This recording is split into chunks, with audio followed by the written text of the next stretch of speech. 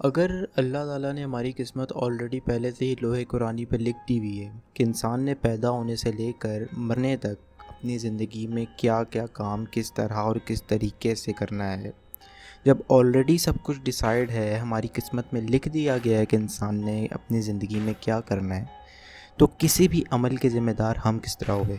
اور جب قیامت کے دن ہمارے ہاتھوں میں ہمارا اعمال نامہ آئے گا تو ہم یہ سوال اللہ سے کیوں نہیں کر سکیں گے کہ یا اللہ تو نے ہماری قسمت پہلے سے ہی لکھ دی ہوئی تھی، تو ان اعمالوں کے ذمہ دار ہم کیسے؟ لیکن وہاں پر ہم یہ سوال نہیں کر سکیں گے، لیکن کیوں؟ آج کی ویڈیو میں اسی سوال کا جواب ڈھونڈیں گے۔ تو السلام علیکم دوستوں، میرا نام ہے دل احمد، آپ دیکھ رہے ہیں ریئل لائف۔ تو ویڈیو سٹارٹ کرتے ہیں ایک چھوٹے سے انٹرو کے بعد۔ تو بھائی بات ایسی ہے کہ ہم بچپن سے لے کر آج تک یہی سنتے آئے ہیں کہ انسان کے پیدا ہونے سے لے کر اس کے مرنے تک سب کچھ جو بھی وہ اپنی زندگی میں کرتا ہے، جو بھی عمل وہ کرتا ہے، وہ پہلے سے ہی ہماری قسمت میں یا اللہ نے لوح قرآنی پہ پہلے سے ہی سب کچھ لکھ دیا ہوا ہے۔ تو دماغ میں ایک سوال یہ پیدا ہوتا ہے کہ اگر سب کچھ پہلے سے ہی لکھ دیا گیا ہے تو کسی بھی عمل کے ذمہ دار ہم کیسے ہوئے؟ یہ بھی ایک لاجیکل سوال ہے، لیکن اس کا کوئی سمجھ میں آنے والا جواب نہیں ملتا۔ اب یہ سوال ہمارے ذہن میں بھی آتا ہے، آج سے لاکھوں سال پہلے لوگوں کے ذہن میں بھی آتا ہوگا، لیکن اس کا کوئی سمجھ میں آنے والا جواب نہیں ملتا۔ اب قیامت والے دن جب انسان کے ہاتھ میں اس کا اعمال نامہ ملے گا اس کو کہ بھائی یہ لو تمہارا اعمال نامہ، تو انسان اللہ سے یہ سوال کیوں نہیں کر سکے گا کہ اللہ تو نے ہماری قسمت میں پہلے سے ہی سب کچھ لکھ دیا ہوا تھا، تو ان اعمال کے ذمہ دار ہم کیسے ہوئے؟ تو اس سوال کے جواب کو سمجھنے کے لیے ہمیں ایک تھیوری کا ریفرنس لینا پڑے گا، یعنی ایک تھیوری کا سہارا لینا پڑے گا، اور اس تھیوری کا نام ہے سیمولیشن تھیوری۔ اب سیمولیشن تھیوری کیا ہے، یہ کس طرح کام کرتی ہے، اس پہ پوری ڈیٹیل ویڈیو بن جائے گی جو انشاءاللہ میں اس چینل پہ ضرور اپلوڈ کروں گا۔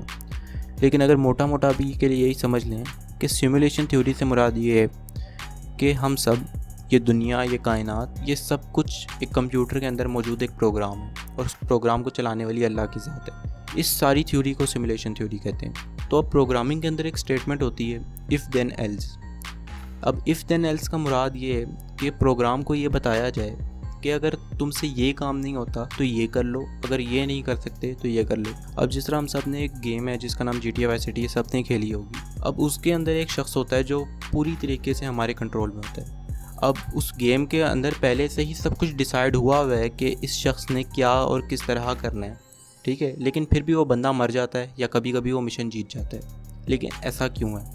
کیونکہ اس کی کوڈنگ میں اف دین ایلس والی سٹیٹمنٹ لگائی ہوتی ہے۔ اب اگر ہم مشن کو صحیح طریقے سے کھیلیں اور گینگ سے صحیح طریقے سے پنگا لیں تو ہم مشن جیت جائیں گے، لیکن اگر گینگ سے ہم غلط طریقے سے پنگا لیں تو ہم مشن ہار جائیں گے۔